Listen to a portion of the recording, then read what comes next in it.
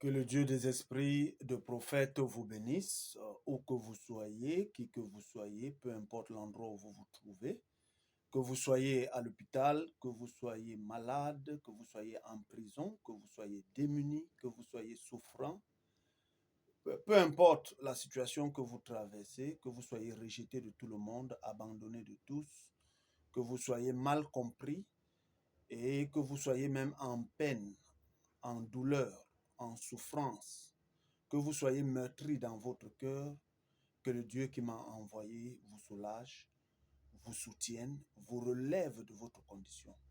Que vous n'ayez pas du travail, que vous soyez le style de personne qu'on ne veut même pas entendre parler, que vous soyez le style de personne que vous n'avez pas les membres, vous n'avez pas, ou alors vous êtes infirme d'un membre, soit de l'œil, soit de l'audition, soit de des membres inférieurs ou supérieurs, peu importe la condition dans laquelle vous êtes, si vous êtes vivant sur la terre, ce message s'adresse à vous.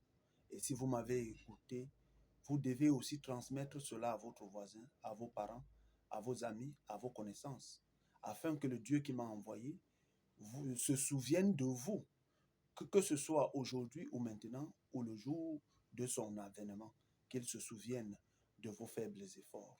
Alors, si vous n'avez pas pu être prophète, vous pouvez aussi être un, un panneau publicitaire. Vous voyez, si dans cette vie, vous ne connaissez pas prêcher, si vous ne connaissez pas parler aux gens, alors soyez un panneau. Oui, soyez un panneau publicitaire pour le royaume de Dieu, de votre Créateur. Si vous n'avez pas eu la possibilité d'avoir les moyens et de pouvoir investir dans l'œuvre de Dieu, alors vous avez la possibilité d'être un panneau publicitaire. Il faut que lorsque quelqu'un rencontre votre chemin, que vous lui dites que voici ce que Dieu est en train de faire aujourd'hui sur la terre. Donc prenez conscience que le Dieu qui m'a envoyé dans votre condition vous relève, vous soutienne, vous donne assez d'énergie, assez de force et soit miséricordieux envers vous, qu'il vous aide à laisser votre passé derrière vous, à reprendre le chemin de la justice, de la vérité et reconnaître les voies de Dieu qui sont en chaque génération de reconnaître celui que Dieu a envoyé. Car le Seigneur Jésus-Christ dit, si vous recevez celui que j'envoie, vous me recevez. Voilà. Et je suis le prophète et son nom Ambroise, messager du chant du coq qui apporte le réveil et la manifestation des fils de Dieu, qui n'a lieu que uniquement que par l'Esprit Saint. Car seul l'Esprit Saint est le véritable Dieu, le véritable Créateur. Tous les Saints-Esprits sont faux, du début jusqu'à la fin. Je vous le dis, c'est une vérité. Et si vous le rejetez, alors vous m'avez quand même entendu. Et ce jour-là, vous ne direz pas, je ne savais pas, on ne m'avait pas dit, je n'étais pas là. Parce qu'aujourd'hui, toutes les promesses de Dieu s'accomplissent. Voilà. Sachez que le chant du corps, la troisième dispensation de l'Esprit Saint, est l'accomplissement du premier pôle, du deuxième pôle. Donc l'Esprit Saint est l'accomplissement de l'Ancien Testament et du Nouveau Testament. Il est la troisième dispensation de Dieu. Voilà. Vous savez, la première dispensation de Dieu depuis Adam jusqu'à Jean le Baptiste, son accomplissement a eu lieu lorsque Jésus a fait surface. Parce que l'Ancien Testament annonçait la venue du Messie. Et quand le Messie est venu, c'est la preuve que l'Ancien Testament, tout ce que disait l'Ancien Testament était vrai parce que le Messie est venu. Vous voyez? Et quand l'Ancien Testament a annoncé, l'Esprit Saint a annoncé, vous voyez, et le Nouveau Testament, ils ont annoncé la venue de l'Esprit Saint. Vous voyez que quand l'Esprit Saint entre donc dans sa dispensation, c'est ça qui est la preuve que l'Ancien et le Nouveau Testament sont vrais. Vous voyez? Donc, lorsqu'on vous donne des promesses, cela est vrai uniquement lorsque ces promesses voient le jour. Lorsque ces promesses qui vous ont été données depuis des âges voient sa manifestation, c'est là où vous comprenez qu'effectivement, ce qui a été dit est réellement la vérité. Alors aujourd'hui, la dispensation de l'Esprit Saint est le véritable et c'est vrai. Ça veut dire que depuis lors que nous avions souvent dit Père, Fils, Esprit Saint, c'est parce qu'en réalité, il y avait trois dispensations. La dispensation du Père, depuis Adam jusqu'à Jean le Baptiste, la dispensation du Fils, depuis Jésus de Nazareth jusqu'à l'homme de Katadi, Kakou Philippe, et aujourd'hui, nous entrons dans la dispensation de l'Esprit Saint. Et que personne ne vous mente. Avant la dispensation de l'Esprit Saint, personne n'avait reçu l'Esprit Saint. Vous voyez? Tout le monde, depuis la Genèse jusqu'à l'homme de Katadi à minuit, ils ont reçu les dons de l'Esprit. Et nous allons le voir aujourd'hui. Prenez la peine de m'écouter jusqu'à la fin. Prenez la peine de m'écouter, car ces promesses-ci ne concernent pas les chrétiens, les musulmans, les baptistes. Ça concerne tout le monde. Si vous êtes créature de Dieu, si vous savez que vous êtes la créature de Dieu, ici n'est pas question de religion. Les promesses de Dieu ne concernent pas une religion. Dieu ne connaît pas les religions. Dieu ne connaît pas les coutumes et Dieu ne connaît pas les églises, les mosquées et tout. Non, Dieu connaît ses créatures. Donc, si vous êtes la créature de Dieu, fait à l'image et à la ressemblance de Dieu, alors ce message vous concerne et les promesses de Dieu vous concernent de A à Z. Il n'y a aucune promesse de Dieu qui ne concerne pas sa créature ou sa création. Toutes les promesses de Dieu, si vous êtes vivant, vous concernent. Les morts ne sont plus concernés, mais les vivants sont concernés parce que les promesses s'accomplissent au milieu des vivants et non au milieu des morts. Voilà. Donc, aujourd'hui, nous allons faire une toute petite synthèse de la promesse de Dieu. Et la promesse de Dieu qui s'accomplit aujourd'hui, beaucoup vous l'avez souvent lu, mais vous n'avez jamais compris pourquoi est-ce que Dieu avait dit cela. Mais aujourd'hui, vous aurez la claire compréhension parce que cette dispensation-là, elle est accomplie. Et ce n'est que lorsque la dispensation qui a été promise s'accomplit, ce n'est qu'en ce moment-là que vous pouvez comprendre. Mais tant que cela ne s'accomplit pas, vous ne pouvez pas la comprendre.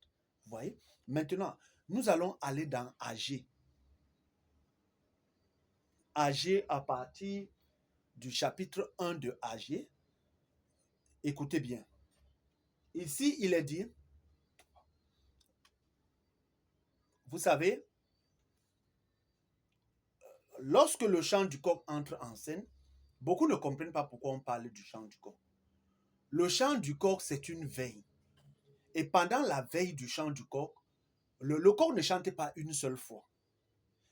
Les Africains devraient même comprendre cela mieux parce que nous avions beaucoup plus grandi au village.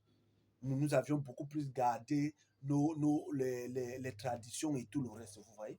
Mais ici, ce n'est pas l'horloge qui réveille l'homme. Même dans les vieilles coutumes auparavant, les traditions avant, nous savons que ce qui nous réveillait toujours, c'était le coq. Vous ne pouvez pas parler du réveil matinal sans parler du coq. Aujourd'hui, nous avons le réveil matinal, les horloges, les ceci et les cela, mais non. Mais Dieu, dans la nature même, il y a un réveil. Et le réveil, c'est le coq qui manifeste le réveil, vous voyez. Et lorsqu'on parle du réveil, c'est parce que soit vous êtes assoupi, soit vous dormez. Et vous voyez que lorsqu'on parle du réveil, c'est le coq. Et quand le coq vient, le coq chante. Et vous savez très bien que pendant la période ou la veille du réveil, le coq ne peut pas chanter une seule fois. Alors selon la révélation aujourd'hui, le coq chante 5 fois. Et le premier chant du coq, je le suis, moi qui vous parle. Et c'est parce qu'il y a le chant du coq que Dieu donc, dans sa grande préscience et dans sa grande miséricorde et son amour pour l'humanité, Dieu réveilla un homme en 2020. Et cet homme-là, qu'il avait réveillé en 2020, je le suis, moi qui vous parle. Et lorsque Dieu réveilla cet homme que je suis, il réveilla en moi l'esprit de Zorobabel. Il réveilla en moi l'esprit de Zorobabel. Et lorsque vous entendez que Dieu réveilla en moi l'esprit de Zorobabel, en réalité, ce n'est pas Zorobabel en chair et en os qui était dans le temps là-bas en Israël, comme étant le gouverneur, mais ici, là, l'esprit de Zorobabel, c'est l'esprit de Dieu, dans celui que Dieu réveille. Vous voyez? Lorsque Dieu réveille l'esprit de Zorobabel en moi, en réalité, c'est l'esprit de Dieu en moi que Dieu réveille. Et quand il réveille l'esprit de Zorobabel, c'est pour se révéler à moi. Donc, en 2020, Dieu réveilla l'esprit de Zorobabel en moi et se révéla. Il se révéla en moi en 2020. et j'eus une vision qui me propulsa dans un monde où j'ai vu des démons sous la forme humaine. J'ai vu des démons dans des corps d'hommes. Vous voyez? Et c'est ce réveil, et c'est dans cette vision que je comprends ce que c'est que l'Esprit Saint et le Saint-Esprit. Les Saint-Esprits sont des démons. Je vous dis, ce sont des démons. Et les gens les adorent. J'ai vu tout ça là-bas. Les gens adorent le Saint-Esprit et tout le reste. Mais lorsque Zorobabel est venu, c'était la promesse que Dieu avait donnée pour le temps de la fin. Vous voyez? Et pour le temps de la fin, Dieu avait donné des promesses concernant Zorobabel. Vous voyez? Et nous allons voir cela ici. Retenez que Dieu a donné des promesses au temps de la fin concernant Zorobabel. Zorobabel devait revenir. Vous voyez? Il a vécu en son temps, il était gouverneur. Et la façon dont Zorobabel s'est comporté, cela avait plu à Dieu. Et Dieu a gardé Zorobabel comme un joker. Et Dieu maintenant, par son esprit, réveille maintenant un homme en une génération à la fin que je suis et se révèle à moi en 2020. Comprenez-le bien. Maintenant, voici d'abord le processus, comment Dieu fonctionne. Nous verrons cela dans AG 1 à partir du verset 14. Écoutez très bien ce que je suis en train de dire. AG 1, si vous avez vos Bibles, ouvrez-les. AG 1, verset 14. Surtout pour ceux qui disent que je n'aime pas la Bible, ils ne comprennent rien. Lorsque vous voulez enseigner, vous voulez lire pour avoir de la connaissance, vous devez prendre la Bible. Moi, je conseille les gens de lire leur Bible. Moi-même, je lis la mienne chaque jour. Vous voyez? Mais lorsqu'il s'agit de prier, ne faites pas de votre Bible votre absolu. Vous ramasserez des démons. Hein? Quand vous prenez un livre d'histoire, vous voulez adorer avec, alors vous allez ramasser les démons de l'histoire. Vous voyez? Dieu est au présent. Et le Dieu qui est au présent, vous n'avez pas besoin de livres entre les mains. Vous êtes tenu soit de vous agenouiller, soit de l'invoquer. Dieu, on ne le lit pas au travers d'un livre. On n'invoque pas Dieu au travers d'un livre ou au travers de quoi que ce soit qu'on vous donne. Dès l'instant qu'on vous donne un fétiche, dès l'instant qu'on vous donne quelque chose et qu'on vous dit que c'est par là où vous allez invoquer Dieu, c'est un fétiche. Vous voyez? Si on vous donne même la Bible, on vous dit que c'est pas la Bible que vous allez invoquer Dieu, cette Bible devient pour vous un fétiche. Si on vous donne de l'huile, on vous dit que c'est ça qui va faire en sorte que Dieu vous protège. C'est les fétiches. Tout ce qu'on vous donne, que c'est au travers de cela que Dieu va se manifester en vous, c'est un fétiche. Il faut comprendre cela clairement. Donc, dans AG, à partir du verset 14, il est dit, je lis, « Et l'Éternel réveilla l'esprit de Zorobabel, fils de Shealtiel, gouverneur de Juda, et l'esprit de Josua, fils de Joshua, fils de Josadak, le grand sacrificateur, et l'esprit de tout le reste du peuple. Et ils vinrent et travaillèrent à la maison de l'Éternel des armées, leur Dieu, le 24e jour du 6e mois, en la seconde année du roi Darius. » Comprenez bien. Vous voyez qu'en 2020 ici, voilà ça. Cette promesse doit s'accomplir. Et ici, on a dit déjà tout ce que Zorobabel devait faire. Vous voyez, Dieu réveilla d'abord l'esprit de Zorobabel. Et quand Dieu réveille l'esprit de Zorobabel, il faut comprendre que Dieu se révèle à Zorobabel et envoie donc Zorobabel. Et quand il envoie Zorobabel maintenant, c'est toujours le même Dieu qui vient aussi réveiller maintenant l'esprit de Joshua, le sacrificateur. C'est-à-dire, après avoir réveillé Zorobabel, Zorobabel entre en scène et Dieu, par son esprit, réveille maintenant l'esprit des sacrificateurs. Ça là, c'est la deuxième phase. Et ensuite, Dieu réveillera l'esprit du peuple. Pour faire quoi? Pour venir construire la maison de l'Éternel. Parce que la maison de l'Éternel, Zorobabel l'a fondée là-bas, mais il ne l'avait pas achevée. Et aujourd'hui, Zorobabel doit revenir achever cette maison. Et il ne l'achèvera pas seul, mais Dieu le réveillera, Dieu l'appellera, se révélera à lui, ensuite l'enverra aller réveiller maintenant les sacrificateurs et aller réveiller le peuple pour venir achever la maison. Voilà la promesse. Comprenez-le bien. Et ça là, c'était une promesse qui est en train de s'accomplir sous vos yeux. Parce que Dieu a réveillé en moi l'esprit de Zorobabel. Quand on dit l'esprit de Zorobabel, c'est l'esprit de Dieu. Quand on dit l'esprit d'Élie, c'est l'esprit de Dieu en Élie. Quand on dit l'esprit de Zorobabel en moi, c'est l'esprit de Dieu en moi. Vous voyez? Quand on dit l'esprit d'Élie en une personne, c'est l'esprit de Dieu en cette personne.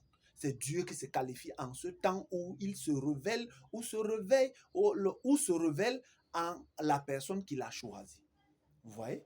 Maintenant, nous allons donc avancer. Ça là, c'est le début du ministère dont je vous parle jusqu'à la fin. Ça veut dire Dieu réveille d'abord l'esprit de Zorobabel, ensuite il réveille l'esprit des sacrificateurs, ensuite il réveille l'esprit du peuple. Et quand il finit de réveiller tous les trois, c'est-à-dire Zorobabel, il vient réveiller l'esprit des sacrificateurs, ensuite il réveillera l'esprit de quoi? L'esprit du peuple. Pour faire quoi? Pour venir construire la maison. Voilà l'ensemble de la révélation. Et maintenant, nous allons entrer donc dans les détails. Voilà, afin que vous compreniez. Maintenant, il faut comprendre que quand Dieu a déjà réveillé l'esprit de Zorobabel en 2020, et Dieu conduit donc la personne que je suis en 2020 là, il me conduit dans le message de Matthieu 25:6, où je prends mon baptême le 3 décembre 2020. Alors écoutez, le 24e jour du 9e mois, dans la seconde année de Darius, vous voyez, dans la seconde année de Darius, la parole de l'Éternel vint par Agé le prophète, disant, vous voyez, le 24e jour du 9e mois, le 24e jour du 9e mois, c'est-à-dire, cela s'est passé, Dieu convia mon âme, mon esprit ou mon âme, si vous voulez bien, dans son grand conseil, le 24 décembre 2022. Et là-bas dans les cieux, le conseil de Dieu s'est passé en deux phases. Ça s'est passé en deux phases.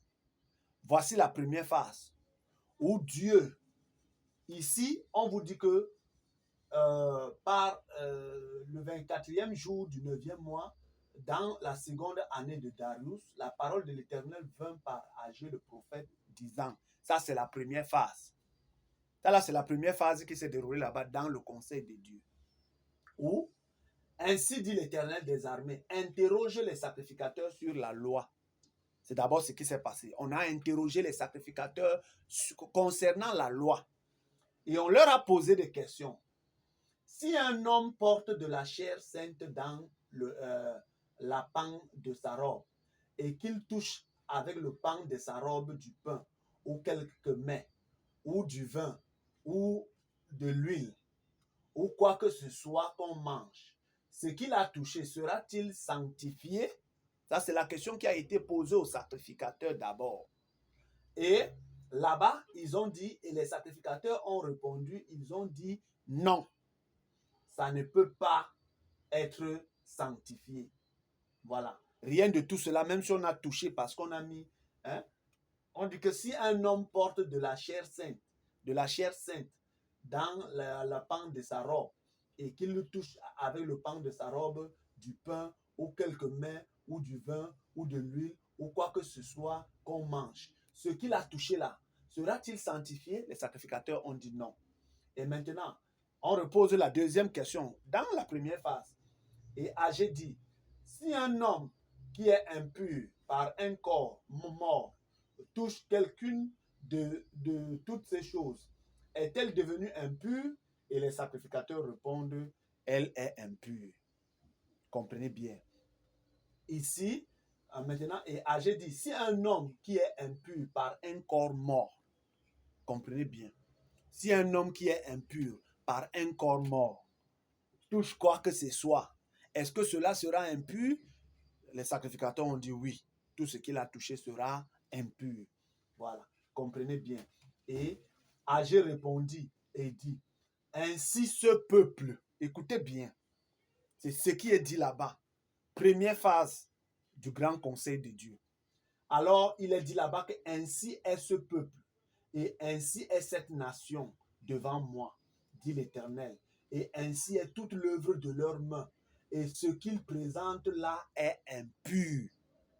Ça veut dire que ce peuple sur la terre, toute cette nation, l'humanité tout entière, tout ce que eux, ils présentent, même l'œuvre de leurs mains, tout ce qu'eux, ils présentent, leur prière, toutes leurs œuvres sont impures devant Dieu. Comprenez ça très bien. Ça veut dire que toutes leurs œuvres sont impures devant Dieu. Je m'adresse à toute l'humanité, à tout humain. Faites parvenir ce message à tout humain afin que vous compreniez ce qui s'est passé le 24 décembre 2022 dans le grand conseil de Dieu. Comprenez ça bien. Et c'est ce qui s'est passé. Ce sont les questions qui ont été posées là-bas. Et les sacrificateurs ont dit non, ça ne peut pas sanctifier. De deux, peu importe comment ils vont toucher, cela est impur. Et la parole dit donc que ce peuple, ainsi en est-il sur la terre, tout le monde, toutes les religions, toute la terre est impure. C'est-à-dire toutes leurs œuvres, leurs prières, tout, ils honorent Dieu rien que des lèvres seulement, mais leur cœur est totalement éloigné de Dieu. Ils honorent Dieu par flatterie, par ruse, par hypocrisie. Ils honorent Dieu dans leur méchanceté. Ils ne changent pas. Au lieu de changer la méchanceté et devenir des gens bien justes, non. Ils améliorent leur ruse, ils améliorent leur hypocrisie. Donc, ils ne laissent pas tomber. On leur reproche l'hypocrisie, ils ne laissent pas tomber l'hypocrisie, mais ils manifestent, c'est-à-dire ils transforment leur hypocrisie, ils améliorent leur hypocrisie, ils améliorent la ruse, ils améliorent la méchanceté, ils améliorent l'orgueil. Vous voyez, ils améliorent l'arrogance et le mépris. Et c'est dans ça qu'ils veulent louer Dieu. Oh, Dieu a horreur. Ils deviennent tous désagréables devant Dieu. Personne d'eux n'est agréable. Tout ce peuple-là, toute l'œuvre de leurs mains sont impurs devant Dieu. Écoutez bien.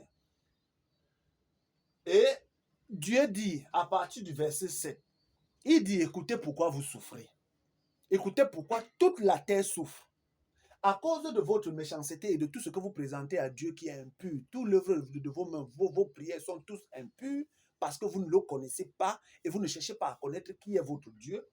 Alors Dieu dit, je vous ai frappé par la brûlure.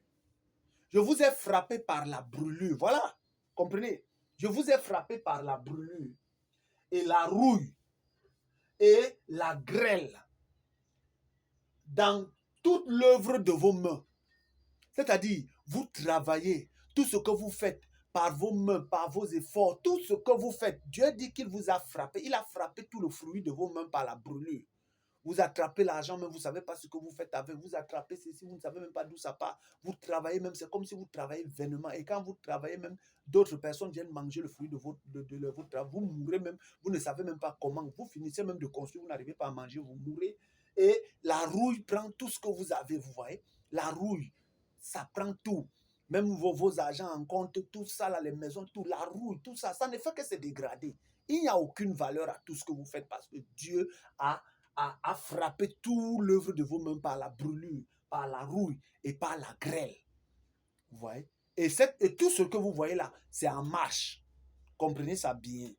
Maintenant, dans toute l'œuvre de vos mains, aucun de vous n'est revenu à moi.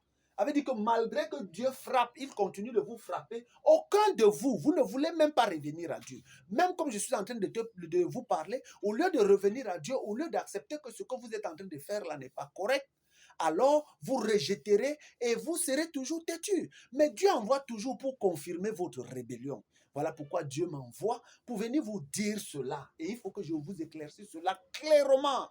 Que je fasse une synthèse afin que vous compreniez. Vous voyez? Et c'est Zorobabel que Dieu envoie pour venir. Il lui fait entendre ces choses, il lui fait écouter ces choses afin de l'envoyer. Et c'est dans le grand conseil que tout ceci est dit. Écoutez. Et il dit, et aucun de vous n'est revenu à moi, dit l'Éternel. Considérez-le bien, je vous prie, dès ce jour et dorénavant, c'est-à-dire dès ce jour, dès le 24 décembre 2022, comprenez bien, dès le 24 décembre 2022, allez lire, il dit, je vous prie, dès ce jour et dorénavant, c'est-à-dire dès le 24 décembre 2022 et dorénavant, depuis le 24e jour du 9e mois, depuis le jour où le temple de l'Éternel a été fondé, considérez-le bien.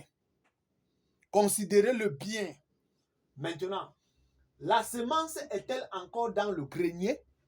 Quand vous dites que vous avez eu des semences, les gens disent qu'ils ont les élus, ils ont cela. Comprenez bien, Dieu pose la question, est-ce que la semence est-elle encore dans le grenier? Même la vigne est-elle encore dans le grenier? Et le figuier est-il encore dans le grenier? Et le grenadier est-il encore dans le grenier? Et l'olivier est-il encore dans le grenier? N'ont pas porté de fruits. Vous voyez? Tout cela, c'est-à-dire le grenier, la semence qui était dans le grenier, la semence qui était dans la vigne, la semence du figuier, la semence du grenadier, la semence de l'olivier, Dieu dit que vous n'avez pas porté de fruits. Il dit que vous n'avez pas porté de fruits. Dieu dit cela. Parce que quand on vient vous dire, il dit que la semence du grenier n'a pas porté de fruits. La semence de la vigne n'a pas porté de fruits. La semence du figuier n'a pas porté de fruits. La semence du grenadier n'a pas porté de fruits. La semence de l'olivier n'a pas porté de fruits. Il dit que depuis la genèse là jusqu'à... Vous n'avez pas porté de fruits. Toutes les semences n'ont jamais porté de fruits. Comprenez bien. Parce que le fruit même, c'est la chose même. Vous voyez? Ça n'a pas porté de fruits. C'est Dieu qui le dit. Et il dit que dès ce jour, je bénirai. Comprenez bien. Dès ce 24 décembre 2022, je bénirai. Considérez cela, je bénirai. Pourquoi? Parce que la dispensation change. Mais avant cela, vous deviez savoir que Dieu dit que toutes vos œuvres sont diaboliques, sataniques, c'est démoniaque, c'est impur devant lui. Dieu n'agrée pas vos œuvres. Pourquoi? Parce que vous l'avez abandonné. Vous avez abandonné les voies de Dieu. Comprenez-le bien. Mais maintenant, il dit que dès ce jour, dès ce 24 décembre 2022, je bénirai. Mais comment Dieu bénit donc? C'est celui qui entre dans la dispensation du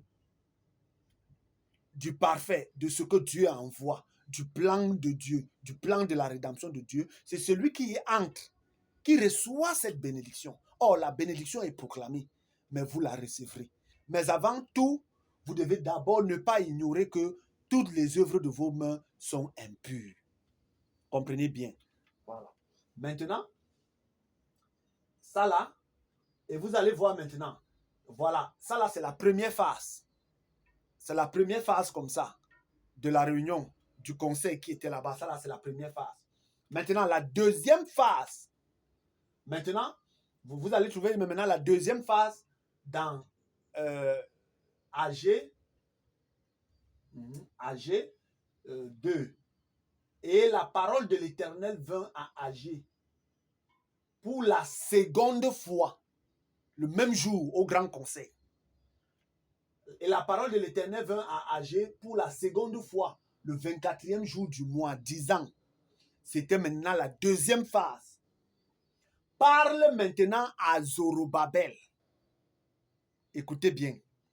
Parle à Zorobabel, gouverneur de Juda, disant, j'ébranlerai la terre.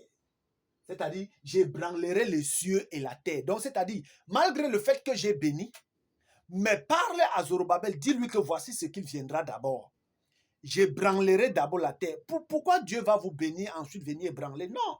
Si Dieu n'est pas content, il va d'abord ébranler la terre afin de bénir. Vous voyez? Donc, vous ne pouvez pas être impur devant Dieu. Dieu vient vous bénir parce que vous êtes impur. Non. Dieu doit d'abord ébranler la terre. Il ébranlerait d'abord les cieux et la terre afin de vous donner maintenant la bénédiction. Mais cette bénédiction a déjà été prononcée depuis le 24e jour du 9e mois en 2022. Vous voyez? C'est-à-dire, la punition a été prononcée et la bénédiction a été prononcée depuis le 24e jour du 9e mois de 2022. Vous voyez? Et maintenant, qu'est-ce qui entre d'abord en marche? C'est d'abord la punition d'abord qui entrera en marche. Ensuite viendra maintenant la bénédiction qui a déjà été annoncée. C'est un décret. C'est un décret de Dieu. Et il dit maintenant, parle à Zorobabel, gouverneur de Juda, disant, j'ébranlerai les cieux et la terre. Je renverserai le trône des royaumes. Le trône des royaumes. Et je détruirai la puissance des royaumes des nations. Et je renverserai les chars et ceux qui les montent. Et les chevaux seront abattus. Et ceux qui les montent, chacun par l'épée de son frère. Donc, ne pensez pas que ce serait quelqu'un d'autre qui viendra vous tuer. Ne pensez pas que ce serait quelqu'un d'autre qui viendra vous mettre les bâtons dans les roues ou l'épée. Non, c'est votre frère. C'est celui que vous appelez frère. Et celui que vous appelez sœur. C'est eux qui viendront vous mettre les bâtons dans les roues. Donc, Dieu n'ira pas prendre l'épée de quelqu'un d'autre, mais Dieu prendra l'épée. Il dit, je renverserai le trône des royaumes et je détruirai la puissance des royaumes des nations et je renverserai les chars et ceux qui les montent et les chevaux seront abattus et ceux qui les montent, chacun par l'épée de son frère. Avait dit que vous soyez à l'église, dans une religion, dans une tradition, dans les coutumes, c'est votre mentor qui vous tuera. Voilà. C'est votre dirigeant qui vous tuera. Ça ne serait pas l'épée de quelqu'un d'autre. C'est la parole de votre dirigeant qui vous conduira en enfer.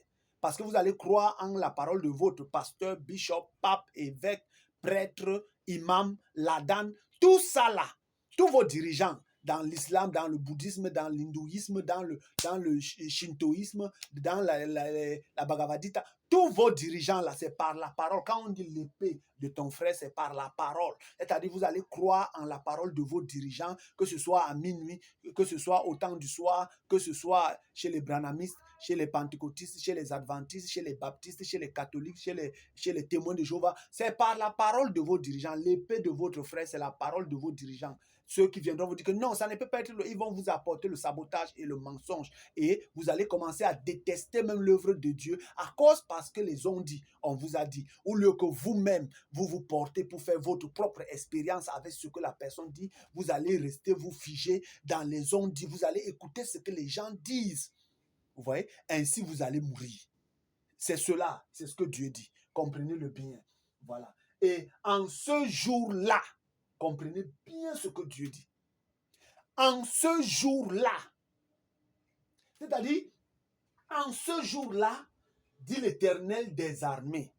Vous voyez, quand il parlait à Agé, il dit à Agé que en ce jour-là, pas maintenant, mais quand ce jour viendra, dit l'Éternel des armées, je te prendrai, Zorobabel, je te prendrai. Oh, nous savons qu'en ce jour-là, Zorobabel est déjà mort depuis. Zorobabel, gouverneur là-bas, il est déjà mort. Mais Dieu dit, je te prendrai. Ça veut dire, il y aura quelqu'un qui aura en lui l'esprit, Dieu réveillera en lui l'esprit de Zorobabel. En ce jour-là, Dieu le prendrait. Comprenez, ce n'est pas la main d'un homme. Ce n'est pas quelqu'un qui vient agir parce qu'il veut. Mais Dieu dit, je te prendrai, Zorobabel. Et quand je m'étais réveillé dans la vision, quand j'étais là-bas, et je disais, je suis Zorobabel, je suis Zorobabel. Vous voyez, ce n'était pas un fait. Je suis sorti de la vision et je ne faisais que dire, je suis Zorobabel, je suis Zorobabel. Et les démons fuyaient. De même comme je suis en train de vous dire, je suis Zorobabel, les démons savent qui je suis. Ils fuient. Ils ne peuvent pas jouer avec moi parce qu'ils savent que c'est Dieu qui m'a mandaté. C'est lui qui m'a choisi. Et Dieu dit, je te prendrai, Zorobabel, fils de Siatiel, mon serviteur, dit l'Éternel, et je te mettrai comme un cachet. Dieu ne dit pas que je te donnerai un cachet. Il dit je te mettrai. C'est-à-dire Zorobabel, c'est lui le cachet. Et quand on parle du cachet, c'est le sceau. Le sceau de Dieu, c'est le cachet, vous voyez. Il dit que ce n'est pas qu'il va donner un cachet à Zorobabel, non. Il ne donne pas un cachet à Zorobabel, mais il fait de Zorobabel son sceau. Il fait de Zorobabel un cachet. Et le cachet, c'est pour faire quoi? C'est pour aller marquer les élus. Vous voyez? Zorobabel, lui, est le sceau de Dieu, c'est-à-dire c'est le cachet de Dieu. C'est pourquoi Dieu dit, je te mettrai comme un cachet, c'est-à-dire je te mettrai, partout où je te mettrai, tu seras le cachet de Dieu. Zorobabel est le cachet de Dieu.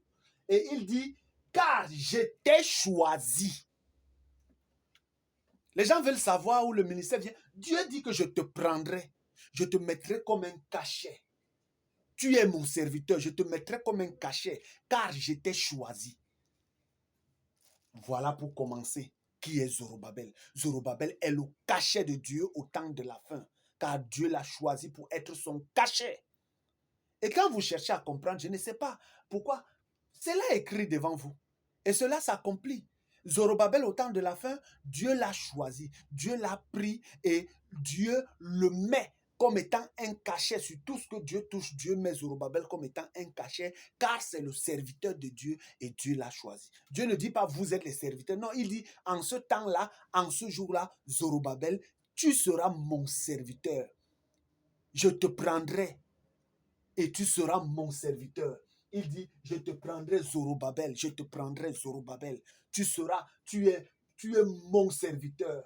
Il dit, je te mettrai comme un cachet car je t'ai choisi. Voilà.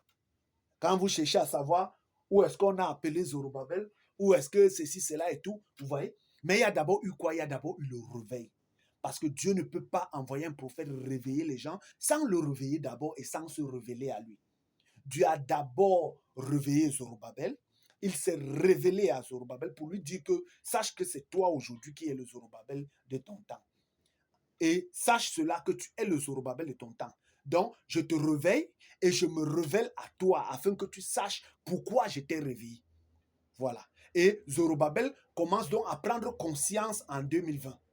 C'est en 2020 que je commence à prendre conscience. Je pars ouvrir la Bible que je lisais tous les jours, mais c'est là où je viens comprendre qu'il y a une promesse attachée à moi. Et c'est là où je commence déjà à faire attention. Je faisais attention avant, mais en ce moment-là, quand je suis sorti de cette vision, j'ai commencé à... Je vous dis que c'est en ce moment que j'ai commencé à comprendre qu'il y avait une promesse qui était attachée à moi. Et ça, je le savais depuis 2020. Cette promesse ici, je le savais depuis 2020. Dieu m'en est témoin, je l'ai lu. Et j'ai gardé cela dans mon cœur. Voilà. Maintenant, allons-y. Maintenant, Dieu a donc choisi Zorobabel. Pourquoi? Pour venir faire quoi?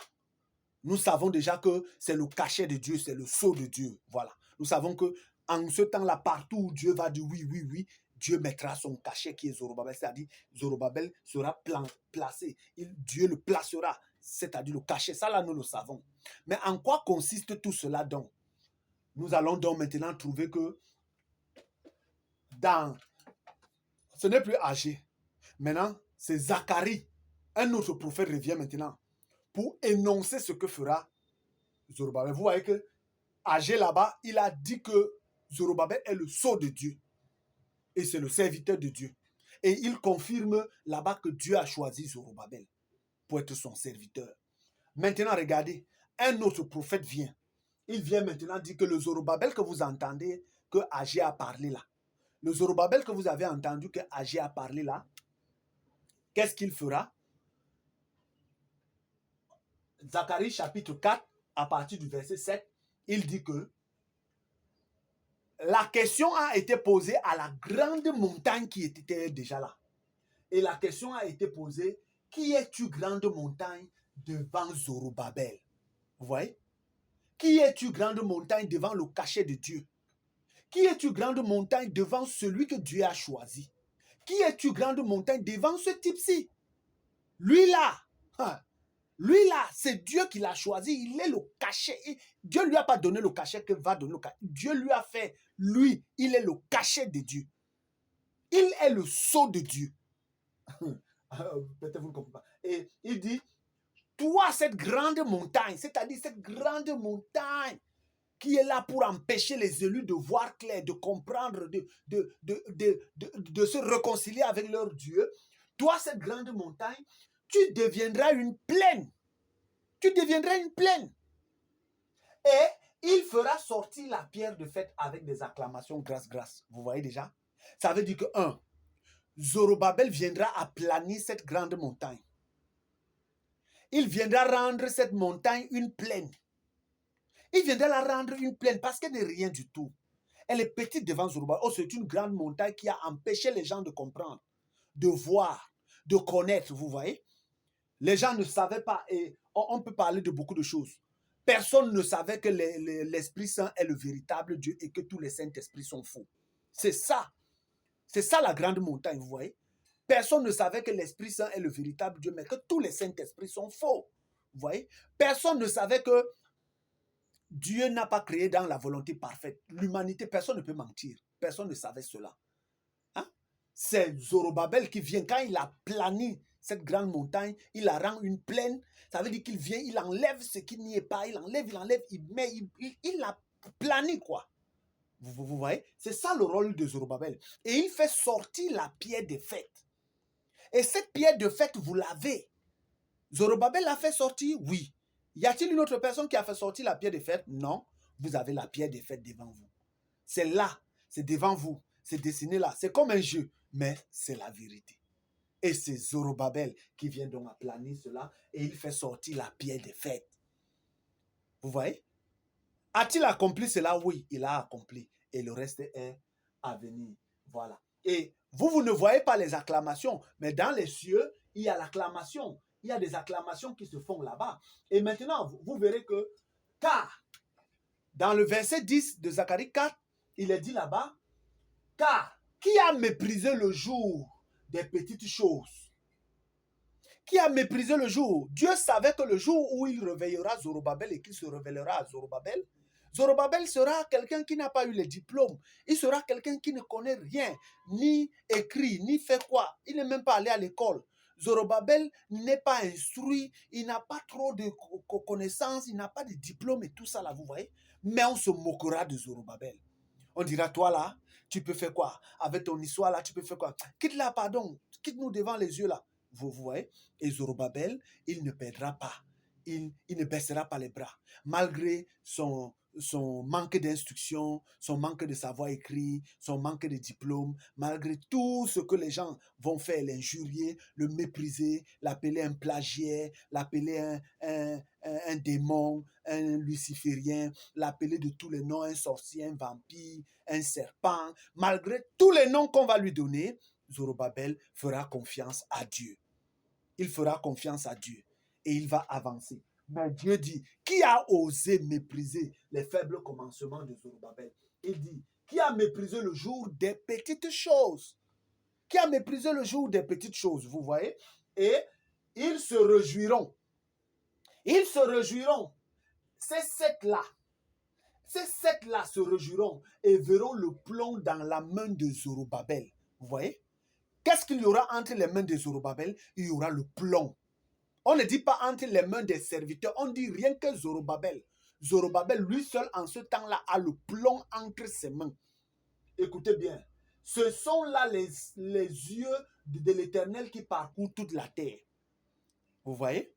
Et quand on parle, on dit ici, comprenez bien, quand les gens ne comprennent pas, revenons sur Zorobabel qui fait sortir la pierre.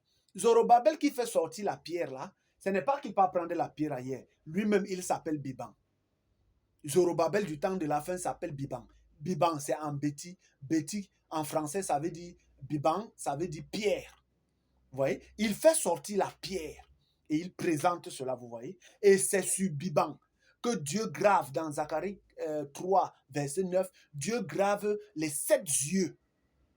Dieu dit que sur cette pierre, il a gravé 7 yeux. Vous voyez? Donc sur Biban, Dieu a gravé 7 yeux. Biban, quand il sort, Biban a les 7 yeux. Vous voyez, il est le sceau de Dieu. Comme l'agneau a sur lui 7 cornes et 7 yeux. Comprenez bien. Biban également, il a gravé sur lui 7 yeux. Sur la pierre, 7 yeux. Parce que quoi? Parce que c'est lui qui vient placer cela. C'est lui qui vient introduire cela. C'est lui qui vient introduire la pierre des fêtes. C'est-à-dire, lorsque vous voyez Zorobabel entrer dans le monde, Zorobabel vient introduire la pierre des fêtes. Avant, il n'y avait pas la pierre des fêtes. Il y a la montagne, mais il n'y a pas sa pierre des fêtes. Mais Zorobabel vient donc, il a plani cette montagne. Il a plani de telle manière que ça peut bien prendre la pierre des fêtes. Vous voyez, il va enlever toutes les caillasses partout, qui on a mis de travers. Tout. Vous voyez, c'est une montagne, mais Zorobabel va rendre cela pleine. C'est-à-dire, il va la tailler, cette montagne tailler. Je vous explique ça clairement. Il va bien tailler, rendre le dessus bien plat. Il va la rendre toute pleine pour que quand il va déposer la pierre des fêtes, que cela s'asseye convenablement, sans faute, sans rature. Et voilà pourquoi Zorobabel viendra enlever toutes les irrégularités. Vous voyez? Il enlève sur cette montagne, il va tailler cette montagne. C'est pourquoi on dit qu'il va la rendre pleine. Tu seras une plaine, c'est-à-dire il va la planir afin de déposer la pierre des fêtes. Or, avant, elle était cabossée. Cette montagne était cabossée. Vous voyez? Des irrégularités. Les gens adorent les Saint-Esprit. Ce sont des irrégularités. Ce sont des bosses sur la montagne. Vous voyez? Il faut enlever cette histoire de Saint-Esprit qui est la vieille outre. Vous voyez? Parce qu'on doit mettre le nouveau vin dans de nouvelles outres. Vous comprenez cela?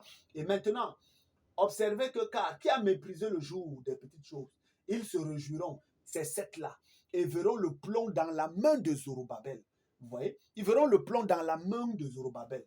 Maintenant, ils se réjouiront. Ces 7-là. Ce sont les 7 yeux de l'Éternel. Je vous ai dit, ce sont les 7 yeux de l'Éternel qui parcourent la terre. Vous voyez que les 7 yeux de l'Éternel sont sur l'agneau. Ce sont les mêmes 7 yeux de l'Éternel qui se trouvent sur la pierre Biban. C'est là où Dieu grave les 7 yeux. Dieu grave les 7 yeux qui sont les yeux de l'Éternel. Il grave ça sur Biban. Comprenez bien. Pourquoi? Parce que Biban est le sceau de Dieu. Et le sceau de Dieu, Dieu a gravé sur son sceau 7 yeux. Comprenez bien, ce n'est pas un jeu, mais c'est la vérité qui est accomplie en votre jour. Maintenant, vous verrez que au verset 8 de Zacharie 4, il est dit là-bas, pourquoi est-ce que Zorobabel a le plomb entre ses mains? Écoutez maintenant pourquoi Zorobabel a le plomb entre ses mains. Écoutez, et la parole de l'Éternel vint à moi, disant, les mains de Zorobabel ont fondé cette maison et ses mains l'achèveront. Vous voyez? Et ses mains l'achèveront. Pourquoi Zorobabel a le plomb entre ses mains? C'est parce qu'il doit achever la maison de l'Éternel. Il doit aplanir cette montagne afin de déposer la pierre de fête. Vous voyez? Zorobabel est la pierre de fête. C'est lui qui se présente au monde. Selon que Dieu a gravé sur lui 7 yeux. Il est le cachet de Dieu avec 7 yeux dessus. Comprenez bien. Et maintenant, il est dit, les mains de Zorobabel ont fondé cette maison et ses mains l'achèveront. Et tu sauras que l'Éternel des armées m'a envoyé. Le jour où cette chose s'accomplit, alors vous saurez que Dieu avait réellement envoyé Zacharie. Vous voyez? Et aujourd'hui, nous savons que Dieu a réellement envoyé Zacharie. Et si Dieu a réellement envoyé Zacharie, alors Zorobabel doit être en scène pour accomplir ceci. Écoutez bien. Et je dis, non, non, Seigneur. Et il répondit, il me parla disant, c'est ici la parole de l'Éternel à Zorobabel. La construction de la maison de l'Éternel, le plan que tu as là pour construire la maison de l'Éternel, pour achever la maison de l'Éternel là, ça ne se passera pas par la force, ça ne se passera pas par la puissance, mais ça se passera par l'esprit de l'Éternel. Il dit, cela se passera par mon esprit, c'est-à-dire l'esprit de l'Éternel, c'est-à-dire l'esprit de Dieu.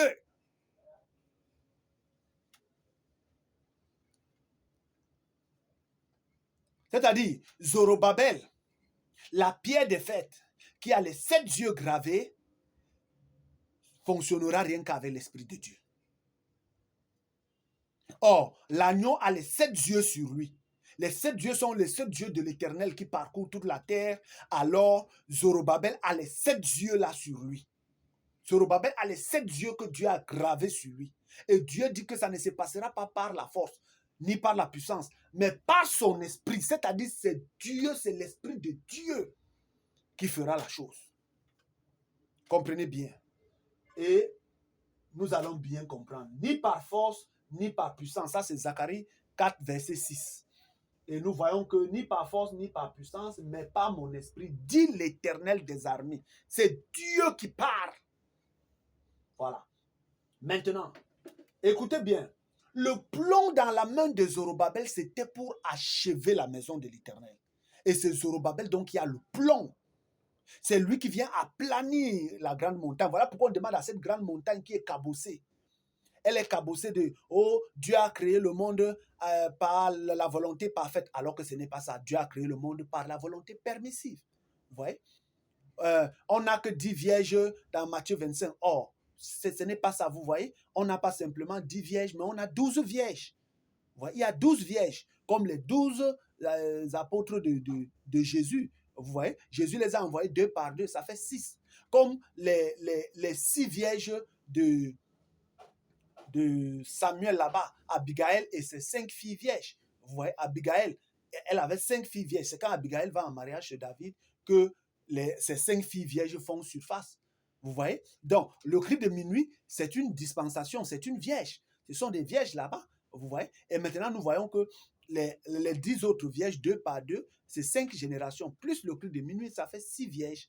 Oui. Et le coq chante 5 fois. Ça veut dire les 5 générations des 5 chants de coq sont les 10 vierges de Matthieu 25. Vous voyez? Et la 6e vierge, c'est Matthieu 25, 6. Et c'est ça qu'ils font les 12 vierges de Matthieu 25. C'est-à-dire, une génération a 2 vierges, vierges folles et vierges sages. Et les 5 générations ont 2 vierges, vierges folles et vierges sages. Vous voyez, c'est ça qui fait 12. Vous les séparez 2 par 2, vierges folles, vierges sages, ça vous fait 6 générations. Vous voyez? Et c'était cabossé. La montagne était tellement cabossée qu'il n'y avait pas lieu de venir placer la pierre des fêtes. Il faut donc que Zorobabel vienne donc maintenant avec le plomb. Et vous savez ce que c'est que le plomb? Le plomb, c'est l'unité de mesure. Oui, le plomb, c'est l'unité de mesure. Dieu, quand il parle de l'unité de mesure, c'est le plomb. Et c'est Zorobabel qui a ça entre ses mains. Et c'est lui qui vient dire que, hey, enlevez ici. Ça là, ce n'est pas ça. Enlevez. C'est Zorobabel qui vient mettre tout à la ligne. C'est Zorobabel qui vient vous dire que voici l'heure où nous en sommes. Voilà. Zorobabel vient il vient tailler tout, il vient mettre tout à jour. Vous voyez? C'est Zorobabel qui vient vous faire comprendre la réalité des choses. Il vient aplanir cette montagne. Il vient enlever les bosses qu'il y a sur la montagne. Toutes les incompréhensions, c'est Zorobabel qui vient enlever avec le plomb entre ses mains. Vous voyez? Afin de venir placer la pierre de fête. Vous voyez? Et maintenant, Dieu dit que c'est par son esprit, ni par la force, ni par la puissance, mais par l'esprit de l'Éternel. Vous voyez qu'ici, nous avions 3 grandes dispensations que j'ai déjà expliquées. La dispensation du Père, la dispensation du Fils, la dispensation de l'Esprit Saint. Vous voyez? Et maintenant, vous devez savoir que Satan est le Dieu de ce monde à l'heure actuelle. Et Satan est Père, Fils, Saint-Esprit. Comprenez-le bien. Satan là, il est Père, Fils, Saint-Esprit. Mais Dieu, lui, il est Père, Fils, Esprit Saint. Comprenez ça bien. Parce que Satan imite tout. Si Satan est Père, il est Fils, alors il est Saint-Esprit. Mais Dieu, lui, il est Père, Fils, Esprit Saint. Il faut comprendre ça clairement. Et tant que vous marchez avec le Saint-Esprit, c'est Satan. L'humanité a toujours adoré Satan pensant adorer Dieu. Même quand Dieu leur venait en aide, eux, ils pensaient que c'est Satan, Saint-Esprit qui leur venait en aide. Or, c'était Dieu, l'Esprit Saint. Donc, l'humanité a fait la confusion des deux et a mélangé tout et ne sait plus quand est-ce que Dieu lui parle et quand est-ce que c'est Satan qui lui parle. Mais Zorobabel viendra mettre une division. Il viendra faire en sorte que Satan reste de son côté et Dieu maintenant soit vu clairement qu'il est l'Esprit Saint, il n'est pas un Saint-Esprit. Les prophètes qui sont venus pensaient que c'était le Saint-Esprit qui leur conduisait, mais non, il y avait l'Esprit Saint qui leur conduisait, et parfois les prophètes pouvaient s'adonner au Saint-Esprit pendant que c'est toujours Dieu, or ce n'était pas Dieu. Comprenez-le bien. Et maintenant, Zorobabel donc vient avec le plan pour achever la maison de l'Éternel. Et Zorobabel, rappelez-vous, il ne l'achèvera pas seul. Dieu ayant réveillé l'esprit de Zorobabel, il réveillera aussi l'esprit des sacrificateurs. Ensuite, il réveillera l'esprit du peuple pour venir construire cette maison. Et c'est cela. Maintenant, cela ne se passera ni par le premier poule, ni par le deuxième poule, mais par le troisième poule qui est l'esprit de l'Éternel. Et c'est donc cette dispensation-là qui s'ouvre donc maintenant, la dispensation de l'Esprit Saint. Qu'est-ce que c'est que l'Esprit Saint? L'Esprit Saint est l'huile pour les lampes, les lampes et le réveil des vierges et la manifestation des fils de Dieu. Parce que dans la troisième dispensation, les vierges sont quoi? Elles sont des lampes. Voilà. On n'allume pas une lampe pour la mettre sous le boisseau, dit Jésus. Mais on allume une lampe pour la mettre sur la table afin qu'elle éclaire. Pourquoi? Parce que les vierges deviennent des lampes. Et les lampes-là ont besoin d'huile. Elles n'ont plus besoin du sang des boucs. Elles n'ont plus besoin du sang de l'agneau. Comprenez cela bien. Voilà. Comprenez ça bien. Et maintenant, donc, nous voyons que ici, donc, nous voyons maintenant que vient donc faire l'Esprit Saint. La troisième dispensation, maintenant, qu'est-ce qu'elle vient faire? Alors, vous verrez que Jésus-Christ dit,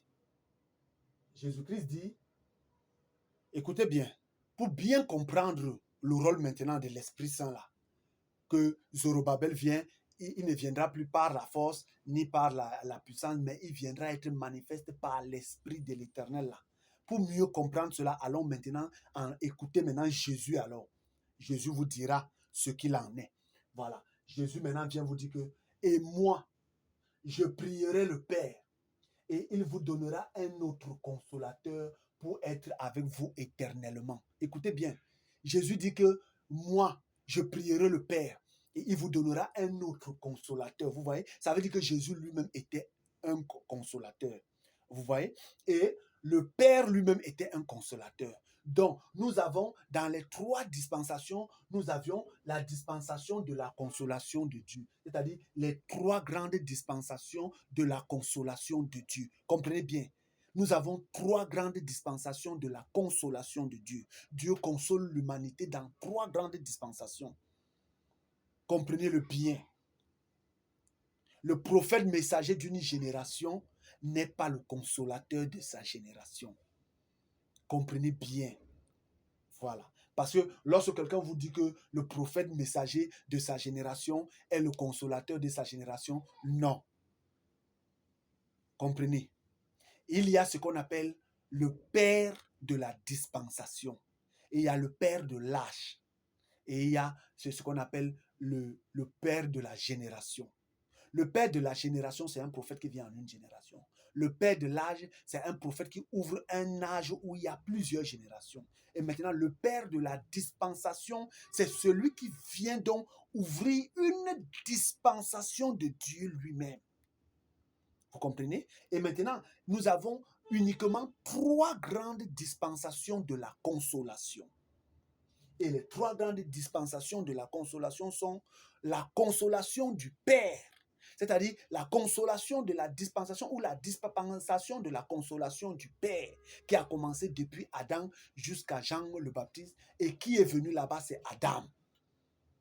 Adam est venu manifester la consolation du Père. Vous voyez? Et c'est à partir de lui, c'est Adam qui a mis les bases pour que les autres viennent marcher sur ces bases. Personne d'autre ne vient mettre des bases, mais c'est Adam qui est venu mettre des bases.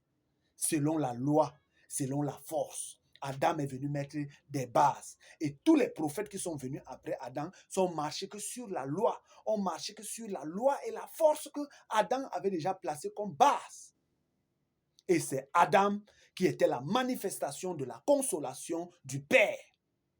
Vous voyez? Et maintenant, cela s'est achevé ou ça a continué parce que c'est pour Adam que Dieu a sacrifié l'Holocauste. Vous voyez? C'est pour Adam que Dieu a sacrifié l'Holocauste. Il faut bien comprendre cela. Donc, c'est à cause de Adam que Dieu sacrifie l'Holocauste. Et cet Holocauste était l'Holocauste continuel. Ça a été sacrifié pour Adam. Maintenant, ça a été continuel jusqu'à Jean le Baptiste. Et maintenant, nous voyons que Jésus-Christ, quand Jésus-Christ entre en scène, ça là, c'est la dispensation maintenant du Fils. Ça veut dire, Jésus-Christ est la consolation du Fils. C'est-à-dire, il est la dispensation de la consolation du Fils. C'est-à-dire, il vient mourir, c'est lui qui meurt.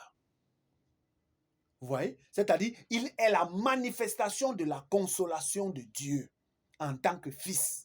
C'est Jésus. Et c'est Jésus donc maintenant qui vient mettre les bases.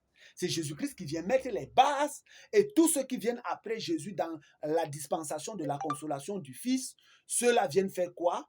Ceux-là viennent maintenant manifester simplement jusqu'à l'homme de Katadi. Et ça, c'est la deuxième dispensation. Or, nous avions le premier pour le Père, deuxième pour le Fils. Et maintenant, nous devons entrer donc dans la troisième dispensation maintenant.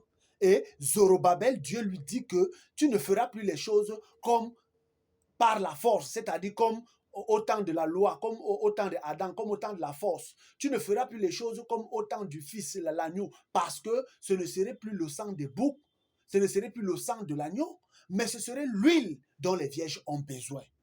Vous comprenez? Et l'huile là, c'est l'Esprit Saint. Car les lampes ne prennent pas le sang. Les lampes ne prennent pas le sang des boucs, ni le sang de l'agneau. Vous comprenez? Et c'est cela. Et maintenant, donc, c'est Zorobabel donc, qui vient donc maintenant être la troisième dispensation de la consolation de Dieu. Et Dieu console maintenant l'humanité par son esprit en donnant à l'humanité de l'huile. Or, auparavant, Dieu avait consolé l'humanité en donnant à l'humanité l'huile, le sang des boucs. Par le sang des boucs, Dieu a consolé l'humanité. Vous voyez? Et un certain temps est venu où, par le sang de l'agneau, Dieu a consolé l'humanité. Aujourd'hui, c'est par l'Esprit Saint, l'huile pour les lampes, que Dieu console l'humanité. Et c'est Zorobabel maintenant qui vient mettre donc des bases sur lesquelles les prophètes qui viendront maintenant, ce seraient les prophètes qui viendront maintenant pour la justice, pour le jugement. Vous voyez, l'huile, la justice des siècles. C'est Zorobabel donc qui vient introduire la justice des siècles. Donc Zorobabel est la manifestation de la dispensation pour la consolation de Dieu par l'Esprit Saint. C'est ce que vous devez comprendre. Voilà. Maintenant, ici, Jésus continue, il dit donc, l'esprit de vérité que le monde ne peut pas recevoir. Le monde ne peut pas recevoir, mais si on dit Jésus, le monde ne peut pas recevoir. Jésus l'a dit. Et c'est la vérité. Le monde ne peut pas le recevoir parce qu'ils sont dans leur isme, ils sont dans le christianisme, ils sont dans le bouddhisme, ils sont dans l'islamisme, ils sont dans le shintoïsme, dans l'hindouisme, ils sont dans tout le judaïsme, ils sont dans toutes ces religions et tout. Le monde ne peut pas recevoir cet esprit de vérité. Parce que l'esprit de vérité n'appartient pas au christianisme, au judaïsme. L'esprit de vérité n'appartient pas à une ethnie, à une religion, à une coutume ou à une tradition ou à une langue ou quoi. Non! L'esprit de vérité, c'est celui qui vient affranchir l'homme. Tu connaîtras la vérité et la vérité t'affranchira. Or, une vérité qui t'affranchit mais te laisse encore esclave dans une religion, ce n'est pas la vérité de Dieu. Or, quand la vérité de Dieu vient, elle te fait sortir de la religion. Elle te fait sortir de tous les ismes.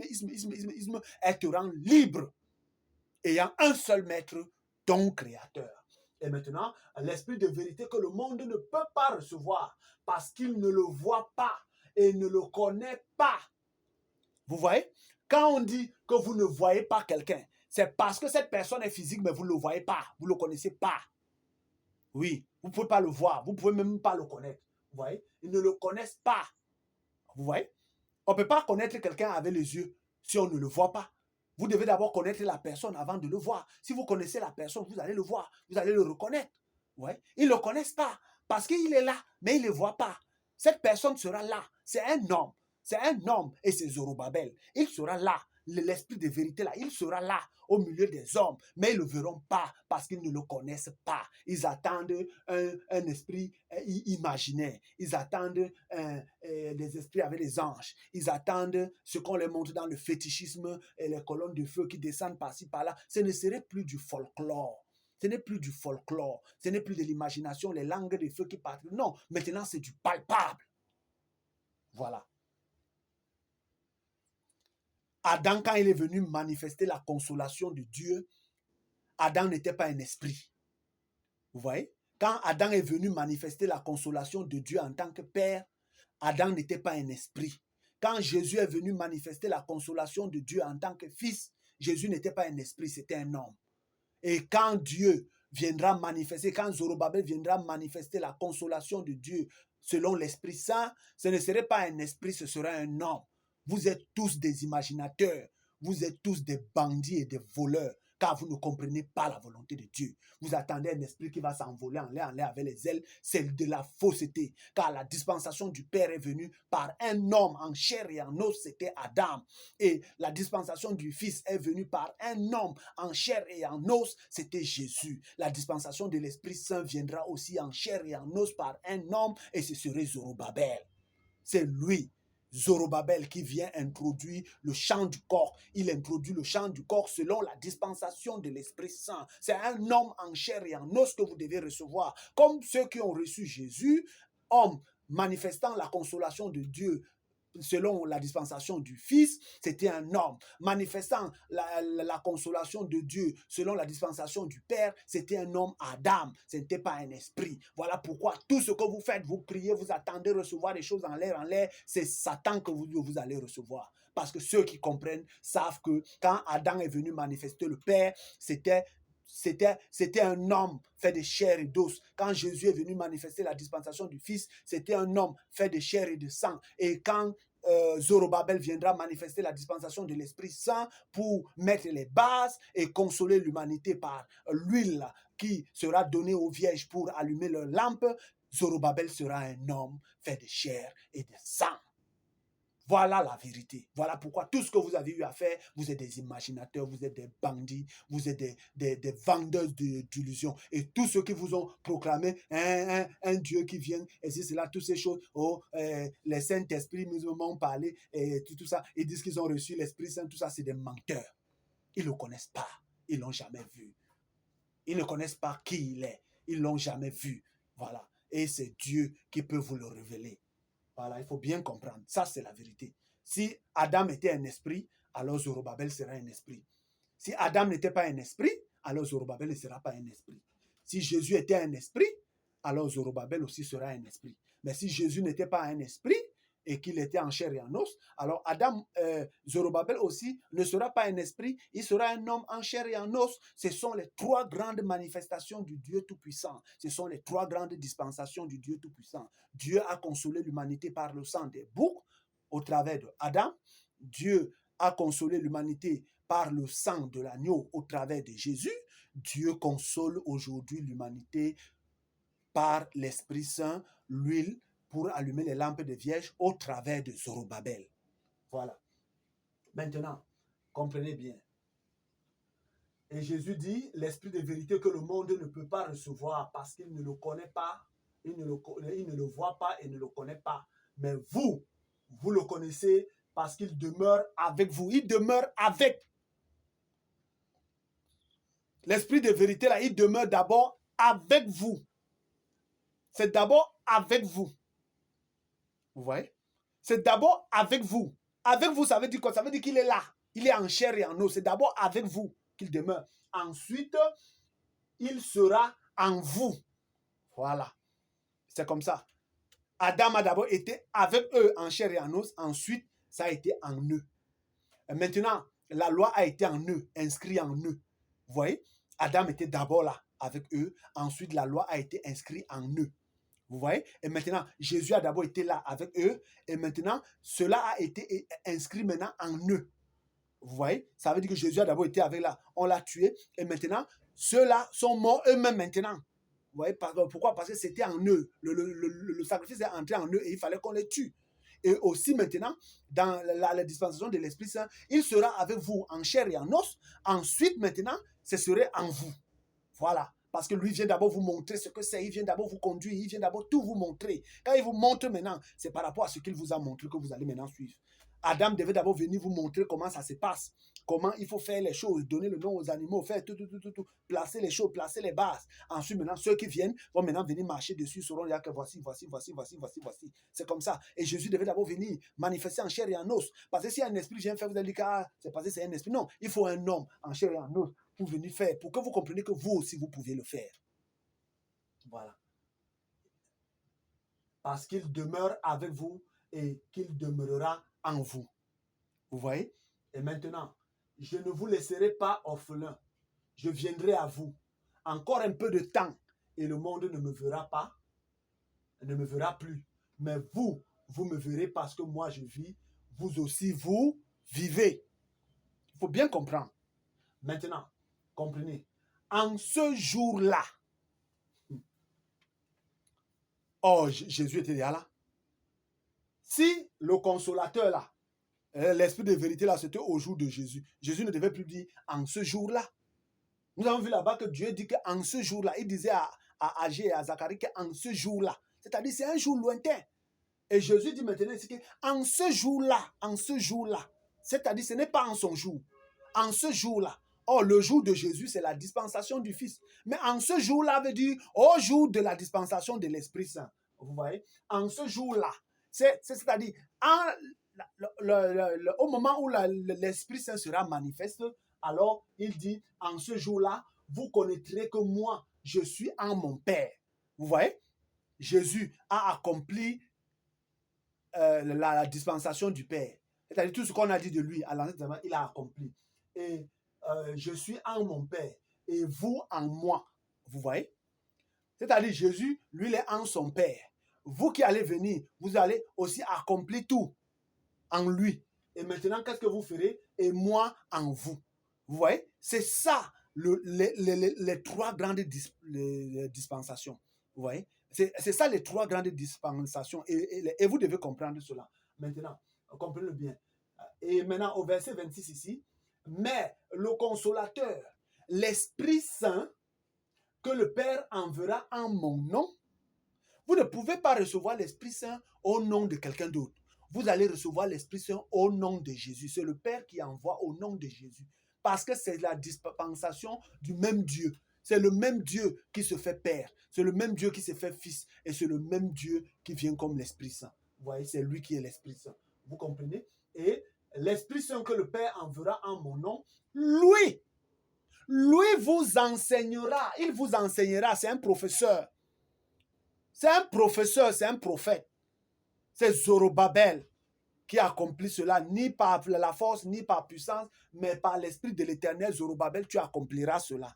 Et c'est Zorobabel qui vient comme étant le consolateur. C'est Zorobabel qui vient comme étant l'Esprit Saint.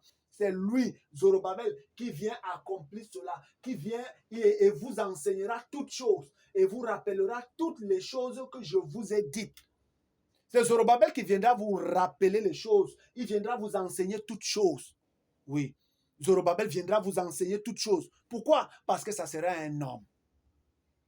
Et de même que la femme samaritaine a dit à Jésus que on a appris que quand le Messie viendra, il nous enseignera toutes choses. Et c'est la même chose que là-bas, au jardin d'Éden, là-bas, Ève pouvait dire à Adam que quand Adam devait venir, quand la dispensation du Père devait venir, celui-là devait nous enseigner la loi. Il devait nous enseigner toutes choses concernant la loi. Et c'est cela. Donc Jésus est venu là enseigner toutes choses concernant la dispensation du Fils. Adam est venu enseigner toutes choses concernant la dispensation de la loi. Voilà. Parce que qui était la loi? C'était Adam. Adam était la loi en chair et en os. Qui était Jésus? Jésus était le sacrifice. Jésus était le sacrifice même, le sacrifice, l'agneau de Dieu. Vous voyez? Et qui est Zorobabel? Zorobabel est l'huile, en chair et en os. Si vous ne le comprenez pas, comprenez-le bien. Mais quand le consolateur sera venu, lequel il dit, mais le consolateur, l'Esprit Saint que le Père enverra en mon nom, lui, une personne, lui, mais pour quelqu'un, vous enseignera toutes choses et vous rappellera toutes les choses que je vous ai dites.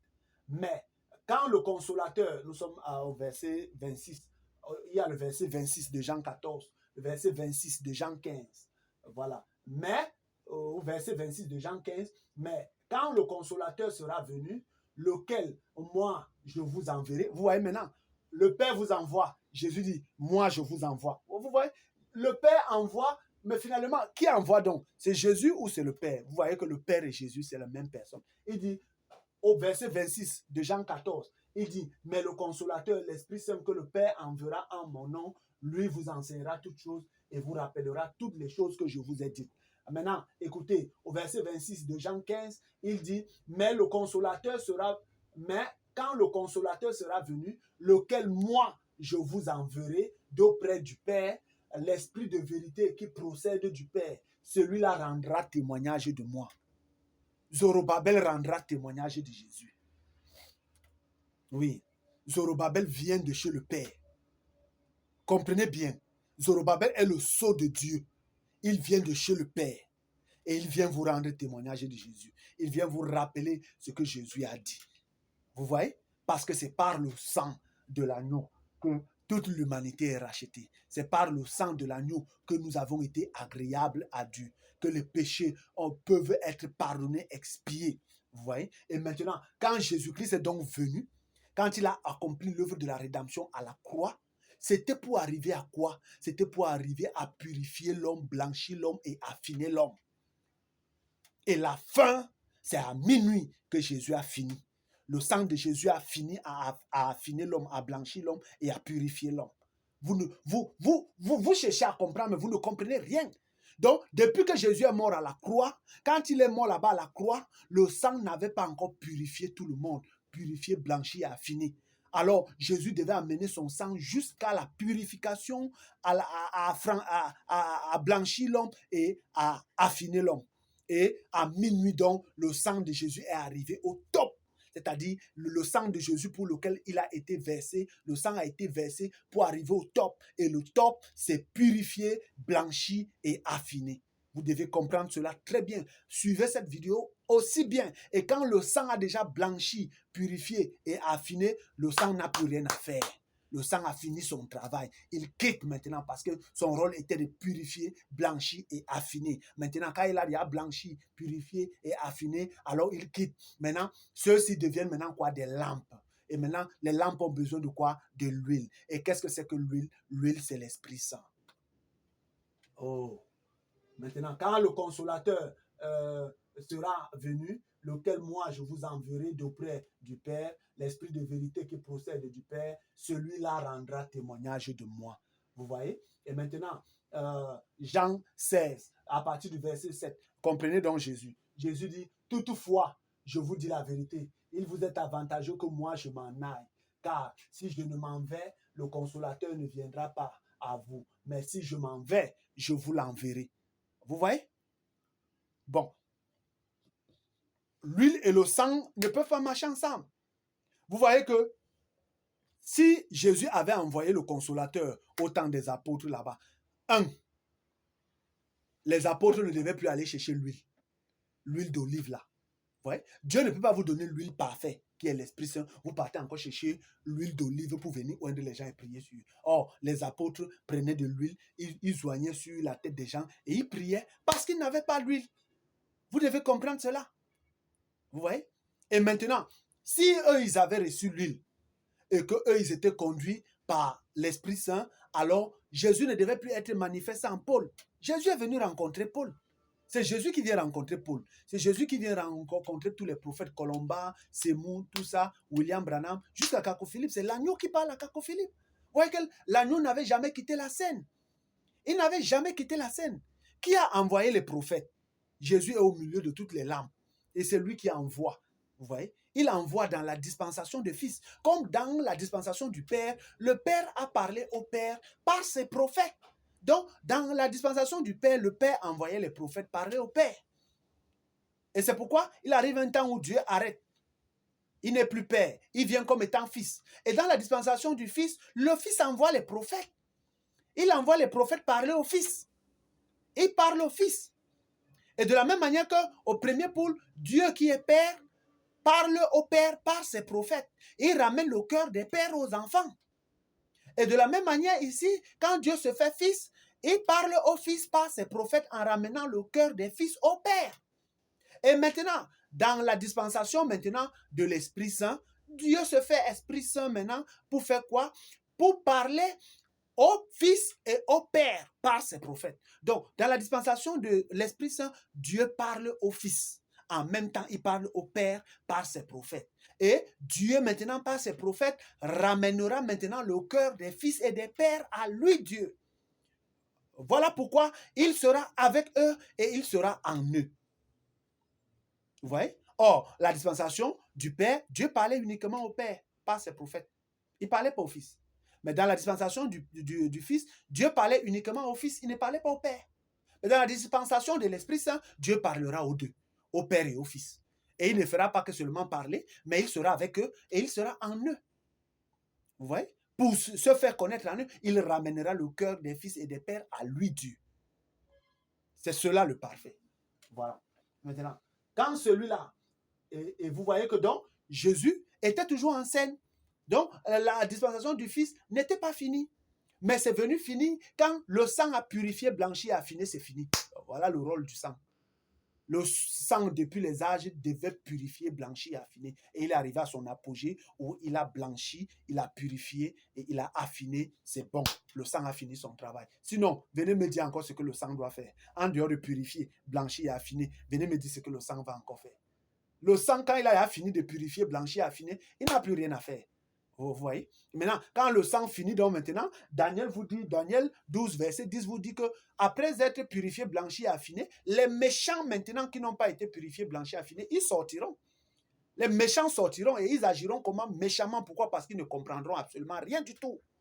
Et c'est cela. Mais après avoir purifié, blanchi, affiné, il y aura les sages qui sortiront et qui comprendront. Et les méchants de l'autre côté. Vous voyez? Les sages vont sortir, mais les méchants vont y rester. Vous voyez, non? Et c'est cela. Donc, il faut comprendre cela clairement. Et quand celui-là sera venu, et il dit, toutefois, je vous dis la vérité, il vous est avantageux que moi, je m'en aille, car si je ne m'en vais, le consolateur ne viendra pas à vous. Mais si je m'en vais, je vous l'enverrai. Et quand celui-là sera venu, il convaincra le monde de péché et de justice et de jugement. De péché parce qu'il ne croit pas en moi. Vous voyez? L'Esprit Saint ne vient pas vous convaincre de croire, non. Il ne vient pas vous convaincre de croire. Les gens qui pensent que l'Esprit Saint vient changer les gens, non. L'Esprit Saint, c'est le cachet, c'est le sceau. Et Zorobabel est la manifestation de l'Esprit de Dieu. Vous voyez? Il est le sceau de Dieu. Si vous comprenez bien ce que je suis en train de dire, Zorobabel n'est pas venu avec le sceau. Non, il n'est pas venu avec le sceau. Zorobabel est le cachet. Il est le sceau de Dieu. Il est la pierre de fait sur qui Dieu a gravé les 7 yeux. Les 7 dieux qui sont sur Jésus sont gravés sur Zorobabel. Et les 7 dieux-là sont les 7 dieux de l'Éternel qui parcourent toute la terre. Vous voyez? Et il faut comprendre cela très bien. Et quand il vient, il ne vient pas convaincre les gens de croire. Non, il vient leur convaincre que vous avez péché. Il vient leur convaincre que vous avez péché en adorant le Saint-Esprit à la place de l'Esprit Saint. Donc, Satan est Père, Fils, Saint-Esprit. Dieu est Père, Fils, Esprit Saint. C'est ce que vous devez savoir. Si vous ne l'avez jamais su, sachez-le aujourd'hui. Sinon, si vous dites que Satan est Père, il est Fils, et le troisième, vous pensez que Satan va laisser? Satan est Saint-Esprit. Mais Dieu, il est Père, Fils, Esprit Saint. Je vous le dis clairement, c'est une vérité absolue. Quiconque rejette ceci, aucune personne ne vous sauvera. Comprendrez ça bien. Et maintenant, pourquoi l'agneau quitte la scène? L'agneau quitte la scène parce que si Jésus avait déjà quitté la scène, les péchés ne seraient plus pardonnés. Mais au temps de Jésus, les péchés sont pardonnés. Au temps de Pierre, les péchés sont pardonnés. Donc, si les Pierre avaient reçu l'Esprit Saint, les péchés ne seraient plus pardonnés. Vous voyez? Les péchés, ça ne serait plus le sang des gens qu'on devait tuer à la croix, verser le sang. Non. Vous voyez? Au temps de Paul, les péchés ne devaient plus être pardonnés. Mais au temps de Paul, les péchés étaient pardonnés. Au temps de Colomba, Martin, Luther, tout ça, Semou, Branham, les péchés étaient toujours pardonnés. Au temps de Kakou Philippe, les péchés étaient toujours pardonnés. Vous voyez? Les péchés étaient pardonnés là-bas. Ça veut dire que Jésus était toujours en scène. Parce que quand l'Esprit Saint entre, les péchés ne sont plus pardonnés. Les blasphèmes contre l'Esprit Saint ne sont plus pardonnés. Mais de Jésus jusqu'à l'homme de Katadi, jusqu'à Kako Philippe, les péchés ont toujours été pardonnés, les blasphèmes ont été pardonnés. Donc vous ne pouvez pas dire que l'agneau avait déjà quitté la scène alors que les péchés étaient encore pardonnés. Vous voyez? C'est ce que je vous explique. Donc, il n'y a que la dispensation de l'Esprit Saint qui vient faire en sorte que les péchés ne sont plus pardonnés. Et je vous dis que c'est le temps maintenant et c'est la dispensation. Celui qui veut bien comprendre n'a qu'à suivre cette vidéo. Et vous allez voir. Et quand celui-là sera venu, il convaincra le monde de péché et de justice et de jugement. Le péché parce qu'il ne croit pas en moi. Vous voyez? Les gens sont là, regardez un peu. Quand l'Esprit Saint viendra, il viendra vous dire que vous ne croyez pas.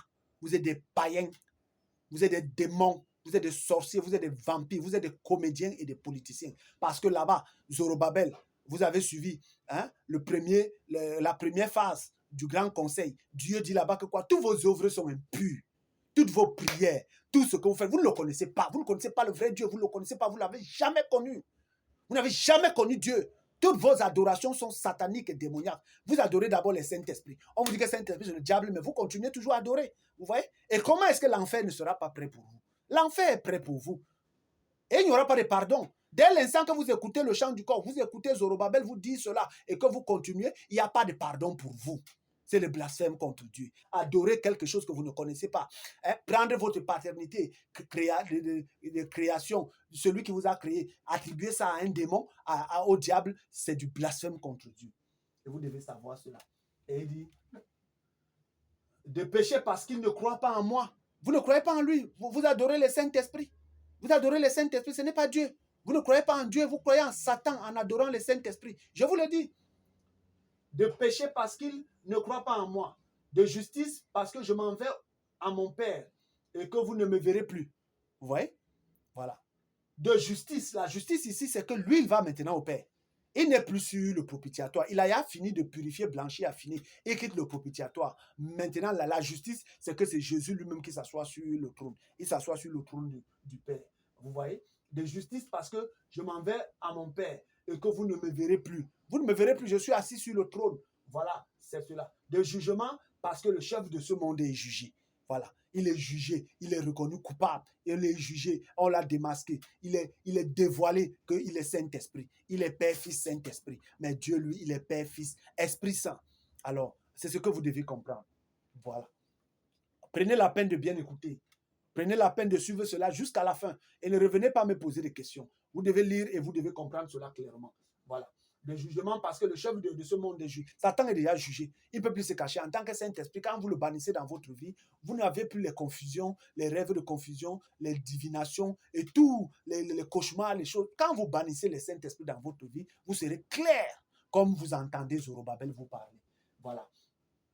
Et Jésus-Christ dit, j'ai encore beaucoup de choses à vous dire. Mais vous ne pouvez les supporter maintenant. Vous voyez? Ceux qui disent Jésus a déjà tout accompli, Jésus a déjà tout accompli, Jésus a déjà tout accompli, c'est des malades mentaux. C'est des malades mentaux. Ils doivent même aller rester dans les hôpitaux psychiatriques. Voilà. Jésus a déjà tout accompli. Mais on vous dit que Jésus a accompli l'œuvre de la rédemption. Mais il dit ici qu'il a beaucoup de choses encore à vous dire. Et il dit que l'Esprit Saint viendra encore vous enseigner quoi alors? Si Jésus a déjà tout accompli comme vous pensez là. Jésus a accompli l'œuvre de la rédemption. Il n'y a plus personne qui viendra mourir pour verser le sang. Le sang de Jésus a accompli l'expiation. Mais ça n'a pas accompli le troisième pôle. Le troisième pôle, c'est l'Esprit Saint qui vient jouer, qui vient accomplir cela. Vous voyez? Comme Adam là-bas, la loi, il n'y a pas eu meilleur plus qu'Adam. Il n'y a pas eu meilleur plus qu'Adam. Adam est le père dépositaire de la loi. Jésus est le père dépositaire de la grâce. Vous voyez? Et Zorobabel, ici là, est le père dépositaire de l'huile. Vous voyez, de la justice, vous voyez? Et le dépositaire. Et c'est ce que vous devez comprendre. Voilà. Maintenant, il dit que j'ai beaucoup de choses à vous dire, mais vous ne pouvez les supporter maintenant. Vous voyez? Ah, il a beaucoup de choses, mais vous ne pouvez pas les supporter. Mais quand celui-là viendra, il vous dira ce que Jésus devait vous dire là. Il vous dira tout cela et vous devez l'écouter.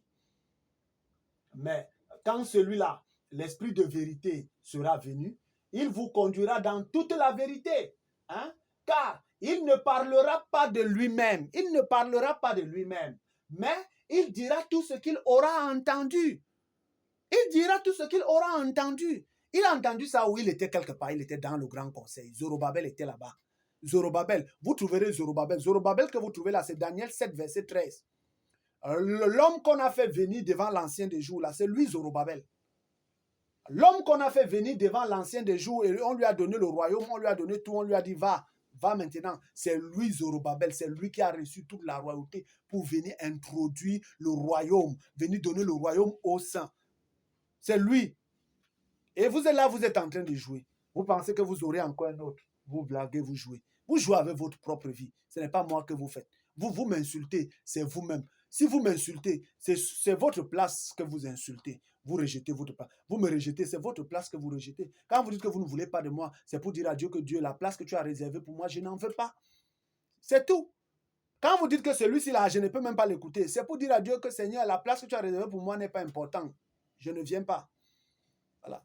Quand vous dites je n'écoute pas le chant du corps, ça ne peut pas être lui. C'est pour dire à Dieu que la place que Dieu vous a réservée, ça ne peut pas être vous. C'est comme ça. Donc, quand vous pensez que c'est moi que vous faites vous-même parce que moi j'accomplis déjà ma part. Vous accomplissez le vôtre. Si vous êtes un fils de Dieu, accomplissez votre devoir en répondant à l'appel de Dieu. Mais si vous êtes un fils du diable, accomplissez toujours votre devoir envers votre Père en rejetant Dieu pour retrouver votre Père en enfer. C'est simple. Et pourquoi moi je vais avoir mal à la tête? Tous vos injures ne me disent absolument rien du tout. Parce que je ne peux pas fabriquer une telle chose. Un homme ne peut pas fabriquer une telle chose. Personne ne peut fabriquer une telle chose. Dieu est l'auteur de tout ce qui est révélé. La révélation, c'est Dieu. Aucun homme ne peut venir révéler les mystères scellés de Dieu si Dieu n'est à l'accomplissement de cette révélation. Aucun homme ne peut déceler un mystère scellé. Dieu seul décèle ce qui est scellé. Voilà. Donc, il dit, car il ne parlera pas de par lui-même, mais il dira tout ce qu'il aura entendu et il vous annoncera les choses qui vont arriver. Il vous annoncera les choses qui vont arriver. Il vous dira les choses qui vont arriver. Tout ce qui va arriver, il vous dira. Donc, Jésus a accompli l'œuvre de la rédemption pour l'expiation des péchés. Et c'est parfait, le sang qu'il a versé, c'est parfait. La loi qu'Adam a donnée là-bas, c'était ça qu'il fallait. En dehors de ça, rien d'autre ne pouvait venir là-bas. En dehors de l'agneau, rien d'autre ne pouvait venir. Et aujourd'hui, en dehors de l'huile, il n'y a rien. Vous n'avez pas l'huile aujourd'hui, vous ne serez pas agréable. Comme au temps de Jésus, vous ne recevez pas le sacrifice de Jésus à la croix, vous ne serez pas agréable à Dieu. Comme au temps d'Adam, vous ne recevez pas cette loi en ce moment-là, vous ne serez pas agréable à Dieu. Donc, ce sont les trois grandes dispensations et c'est les trois dispensations de la consolation de Dieu. C'est ce que vous devez comprendre. Les 3 grandes dispensations de la consolation de Dieu. Dieu a consolé le monde en tant que Père par la loi. Dieu a consolé le monde en tant que Fils par le sang versé à la croix. Dieu a consolé le monde par l'Esprit Saint en donnant de lui le monde. Et c'est cela. Voilà. Et maintenant, il est dit ici, celui-là me glorifiera. Et j'entends ces personnes dire, tu ne parles pas de Jésus parce que tu ne reconnais pas la Bible. Tu ne parles pas de Jésus parce que tu ne reconnais pas la Bible. Oh. Mais rien qu'à voir même quelqu'un qui prend d'abord les écrits dans la Bible, tu dois d'abord comprendre que quelqu'un ne peut pas dire qu'il rejette la Bible et il vient prendre les écrits dans la Bible. Ça n'a pas de sens. Donc il faut comprendre ce que la personne dit. Si tu ne comprends pas bien ce que la personne dit, tu ne comprendras absolument rien du tout. Voilà. On prend la Bible comme vous pouvez prendre le livre d'histoire de votre vie, l'histoire de votre grand-père, vous racontez à vos petits-fils, vous leur dites que voici, grand-père était comme ça, grand-père avait dit telle chose sur moi, grand-père avait dit que c'est moi qui va hériter ceci, c'est moi qui va hériter ceci, et si moi j'hérite ceci, alors vous, mes enfants, si vous croyez en moi, voici ce que vous allez aussi hériter parce que votre grand-père m'a laissé tel héritage. C'est comme ça. On prend le livre d'histoire, mais on va prendre le livre d'histoire pour prier, pour faire descendre notre absolu. Non. Le livre d'histoire nous rappelle ce que le grand-père avait dit, ce que nos parents avaient dit, ce que Tessie avait dit et ce que Dieu avait fait au travers d'eux. Et c'est cela. Mais pas de prendre cela, faire les incantations. Si vous priez en prenant quoi que ce soit, en disant que c'est par là que Dieu passe pour vous guérir ou pour vous venir en aide, c'est du fétichisme, c'est du satanisme et c'est du démonisme. Voilà pourquoi vous êtes remplis de tous les démons. Vous voyez? Celui-là me glorifiera car il prendra de ce qui est à moi et vous l'annoncera. Voilà, il prendra de ce qui est à moi et vous l'annoncera. Tout ce qu'a le Père est à moi. C'est pourquoi j'ai dit qu'il prend du mien et qu'il vous l'annoncera. Comprenez bien. C'est pourquoi j'ai dit tout ce que a le Père, c'est pour moi. J'ai dit tout ce qu'a le Père est à moi. C'est pourquoi j'ai dit qu'il prend du mien et qu'il vous l'annoncera. Voilà. Maintenant, vous voyez que tout ça est tout à fait clair. Voilà le rôle de Zorobabel. Tout ce que vous entendez là, c'est le rôle de Zorobabel dans la dispensation de l'Esprit Saint. Voilà ce que Zorobabel fera. Zorobabel vous enseignera. Il viendra avec le plomb et vous dira que ceci n'est pas ça, ceci n'est pas ceci, ceci n'est pas comme ça. Il enlèvera tout. Il aplanira la grande montagne. Voilà pourquoi on a demandé à la montagne. La montagne, il se vante. Hein, j'ai reçu Jésus. Oh, j'ai reçu Branham. Oh, j'ai reçu Kakou Philippe. Ils disent, j'ai reçu Paul. D'autres disent, non, je suis disciple de tel. Et je suis disciple de Jean-Baptiste. Jésus est le dernier prophète. Jean-Baptiste est le dernier prophète. Kakou Philippe est le dernier prophète. En dehors, Kakou Philippe est encore vivant. Il ne peut pas avoir deux prophètes en même temps. D'autres disent, Branham est Dieu. Branham, c'est le dernier, c'est le seul prophète. Il n'y a plus un autre prophète. Ça, là, c'est la grande montagne là qui raconte des bêtises. C'est cette grande montagne. Et on a demandé à cette grande montagne que, mais ça vous prend même pas où? Hein? On a demandé, grande montagne, qui es-tu devant Zorobabel? Et Kakou Philippe est encore vivant. Qui es-tu? Quand tu dis que Kakou Philippe est encore vivant, Dieu te demande, qui es-tu devant Zorobabel? Tu dis non, il ne peut pas avoir deux prophètes en même temps. Qui es-tu, grande montagne? Tu dis non, Branham est le dernier prophète. Branham est Dieu. Qui es-tu, grande montagne? Quand tu viens dire, c'est l'islam qui est la vraie religion. Qui es-tu, grande montagne? Quand tu viens dire, c'est les pentecôtistes ont la colonne de feu, les brahmanistes ont la colonne de feu. Qui es-tu, grande montagne? C'est ce que Dieu vous demande. Tu dis, je suis shintoïste. Dieu te demande, qui es-tu, grande montagne? Tu dis, je suis orthodoxe. Qui es-tu, grande montagne? Tu dis, je suis catholique, je suis baptiste, je suis adventiste, je suis musulman, je suis bouddhiste, je suis shintoïste, je suis ceci, je suis cela. Dieu te demande en ce moment, qui es-tu, grande montagne? Car Zorobabel fera sortir la pierre des fêtes. Et c'est cela. Et c'est Zorobabel qui joue tout ceci. Vous voyez? Parce qu'il vient placer les bases. Il prendra de ce qui est à Jésus et vous l'annoncera. Il vous annoncera de nouvelles choses. Il convaincra le monde de péché, de justice et de jugement. Pourquoi? Parce que le monde adore les Saint-Esprits. Ils n'adorent pas Dieu. Ils croient connaître Dieu, mais ils ne connaissent pas le véritable Dieu. Car le véritable Dieu, c'est l'Esprit Saint. Vous voyez? Et c'est pourquoi Jésus-Christ dit, quiconque aura parlé contre le Fils de l'homme, il lui sera pardonné. Mais quiconque aura parlé contre l'Esprit Saint, il ne lui sera jamais pardonné, ni dans ce siècle, ni dans les siècles à venir. Mais vous voyez que Pierre, on l'a même tué. Pierre, si Pierre avait reçu l'Esprit Saint, tu tues quelqu'un qui a l'Esprit Saint? Tu tues quelqu'un qui a l'Esprit Saint? Vous pouvez tuer quelqu'un qui a l'Esprit Saint? Vous pouvez tuer une personne qui a l'Esprit Saint? Jésus, l'Esprit est quitté d'abord, il est parti. Vous pouvez tuer quelqu'un qui a l'Esprit Saint, vous le tuez. Vous êtes passé par où? Vous voyez? Mais cela, tu pouvais finir de tuer Jésus, tu pars te repentir, Dieu te pardonne. Tu finis de tuer Pierre, Dieu te pardonne. Tu finis de tuer Paul, tu demandes pardon, Dieu te pardonne. Tu finis de tuer tous les prophètes là, jusqu'à Caco Philippe, tu finis de les tuer tous. Tu demandais pardon, Dieu te pardonnait. Donc c'est pour dire que l'Esprit Saint, s'il n'était pas. Vous voyez? L'Esprit Saint, s'il n'était pas.